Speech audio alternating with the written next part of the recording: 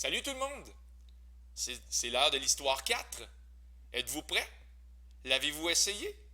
C'est important de l'essayer avant de m'écouter. Émilie, la vache tachetée, regarde le ciel et voit un avion. Alors, je vais commencer par dessiner et ne riez pas de moi. La vache Émilie, qui est ici. Voilà. On va lui faire une tache d'ailleurs. Une tache verte.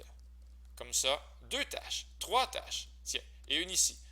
Donc, Émilie regarde le ciel et voit un avion. Ici, c'est le sol. On pourrait supposer qu'il y a de l'herbe. Et elle voit l'avion avec un angle d'élévation de 15 degrés. J'essaie de retarder le plus possible le moment où je vais dessiner l'avion, parce que ça ne sera pas à mon honneur. Alors ça, c'est une tentative ici d'avion, comme ça. C'est pas si mal. Bon, je vais compléter, si vous voulez bien, le triangle et le rectangle. Je pense que ça va être intelligent de le faire. Qu'est-ce qu'on connaît dans ce triangle rectangle-là? Bien, on connaît l'angle de 90 degrés, bien sûr, parce que le problème nous invite à l'inscrire, à le mettre dans notre dessin. Et on connaît aussi une distance qui sépare la vache de l'avion, qui est de 5500 mètres. Et là, on se demande vraiment, où est-ce que je mets 5500 mètres? Est-ce que c'est ici? Est-ce que c'est ici? Ou c'est sur l'hypoténuse? Mais la réponse, c'est sur l'hypoténuse. Parce que la distance entre Émilie la vache et l'avion, mais c'est le chemin le plus court. Et si Émilie avait des ailes, si elle pouvait voler comme ça, elle irait directement visiter l'avion dans le ciel. Mais si elle avait le goût d'aller voir l'avion, bien sûr. Peut-être qu'elle connaît quelqu'un dans les passagers. Si on pense que c'est ici, on est un peu dans le champ, parce que ça ici, c'est le déplacement horizontal, ou la distance horizontale. Et ici, on a la distance verticale. Mais quand on dit la distance, le chemin le plus court, il est là. Et déjà dans ce dessin, avant même de continuer à lire, parce que des fois c'est brillant, d'arrêter de lire et de tout de suite partir à la guerre des côtés inconnus, à la recherche des côtés inconnus. Et moi ici, je vais écrire X et je vais écrire Y. Comme ça. Déplacement horizontal et déplacement vertical. Et je commence tout de suite à part ça. Je vais écrire mon ami cosinus. Cosinus de 15 degrés, la mesure du côté adjacent x divisé par la mesure de l'hypoténuse, 5500.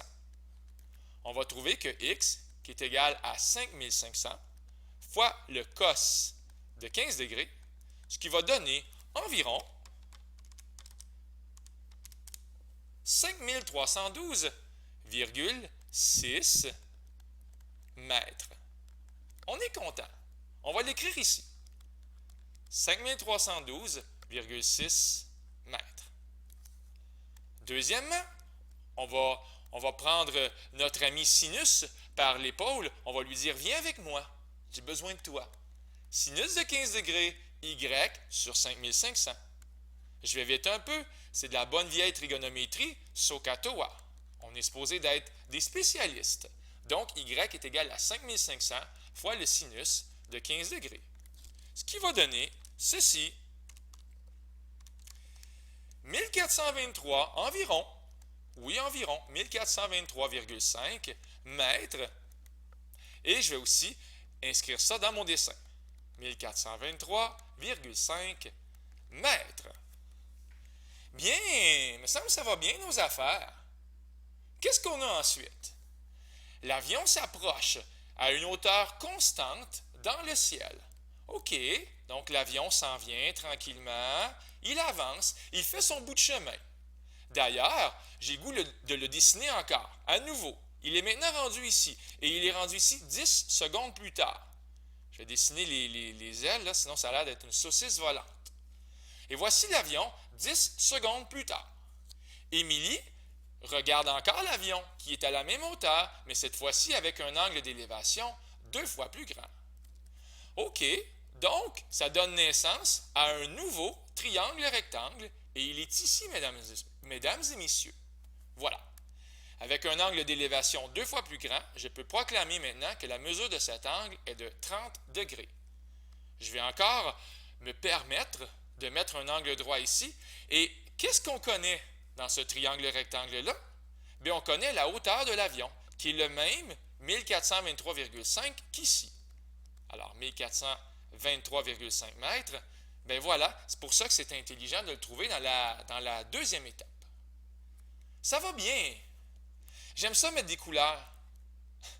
Ce moment d'attente est bien involontaire de ma part. Je dois mettre des couleurs, c'est plus fort que moi.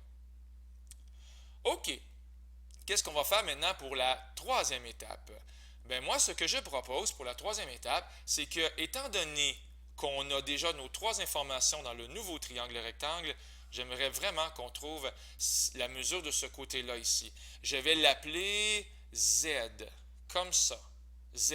Ça va nous servir. Et troisième étape, je proclame officiellement que la tangente de 30 degrés dans ce triangle rectangle-là ici, rouge, c'est la mesure du côté opposé à l'angle de 30 degrés, 1423,5 mètres, divisé par la mesure du côté adjacent, Z.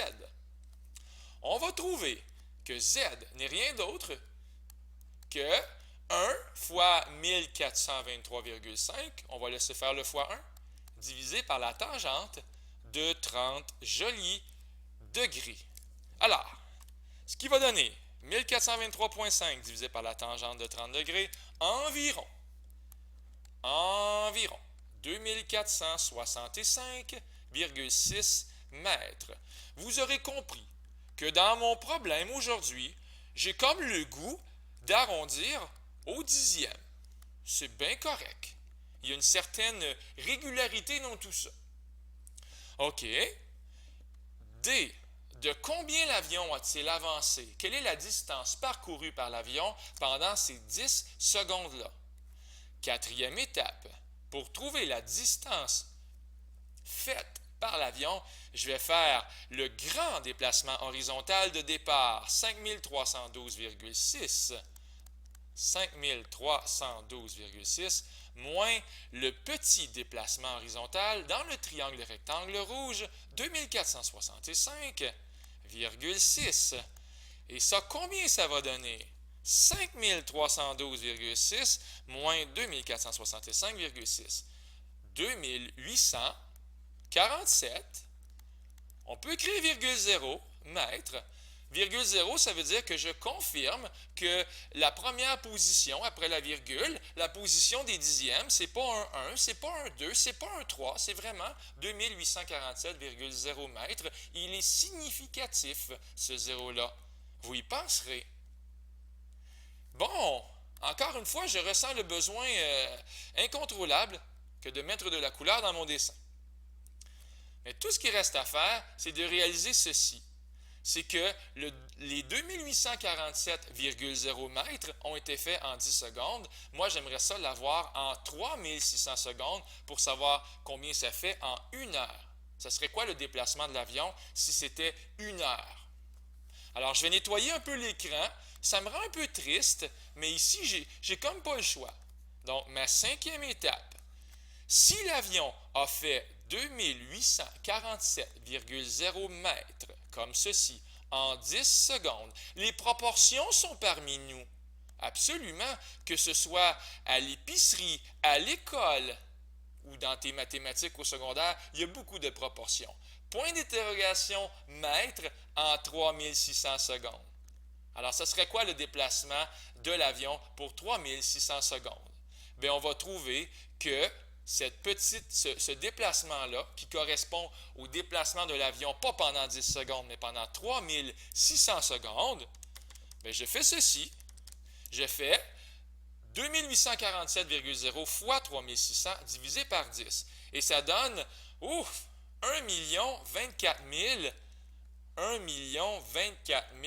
920 mètres par heure. Bien, étant donné qu'on veut la vitesse de l'avion en kilomètres-heure, bien, on va répondre finalement que la vitesse en kilomètres-heure, on va bouger la virgule 3 fois, ça va faire environ 1024, comme ceci, 1024, tiens, on va mettre un chiffre après la virgule, 1024,9 km/h. Et ça, c'est la vitesse de l'avion. Mais voilà. J'espère que vous avez apprécié la vidéo et mes jolis dessins. C'était Luc Allard pour le Collège Sainte-Anne qui vous dit au revoir.